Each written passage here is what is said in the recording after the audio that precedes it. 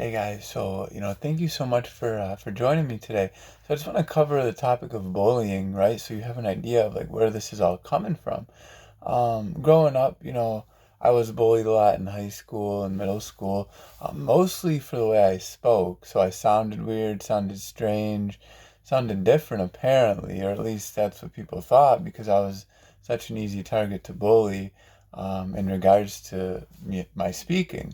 So, over the years, people would make fun of me, ask me if I was high or call me a stoner. Now, at the time, this like was in ninth, 10th grade, I didn't even know what those terms meant. So of course I just go along with it. And even if I did know what they meant, I probably wouldn't have fought back because, that just wasn't the type of person I was. But later on I learned you don't need to fight back to overcome it.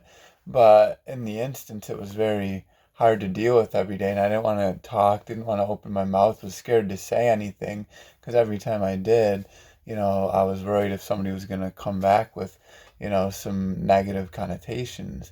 So that's really why I created the Willy books, is especially Wet Willy, because that's centered on bullying. And it really shows some horrific scenes in the book, um, just so it creates that emotional immersion almost. Like, you're gonna feel bad for Willy, right? It sucks. It's the worst thing in the world to get bullied constantly. But instead of letting it suffocate us, it might hurt for a minute, but the problem with me was I carried it with me for years without doing anything about it. So it really left a lot of trauma and scarring, which I now am dealing with, decades later.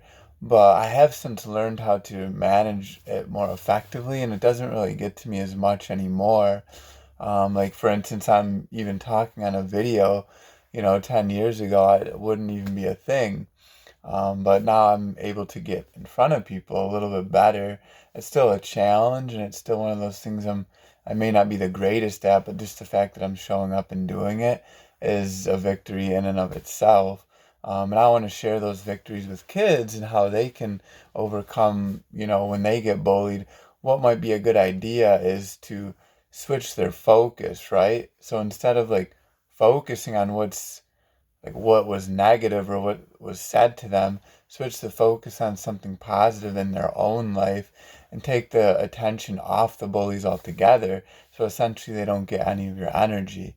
Um, so I'm hoping kids can learn that there are alternative creative ways to overcoming bullying, and hopefully that'll help them live a better life and get through the challenging times, because unfortunately bullying is inevitable, but of course the suffering doesn't have to be, and that's really up to us to decide. So hopefully kids will feel empowered after reading the books and feel like they can take on any challenge, especially bullying if it does happen.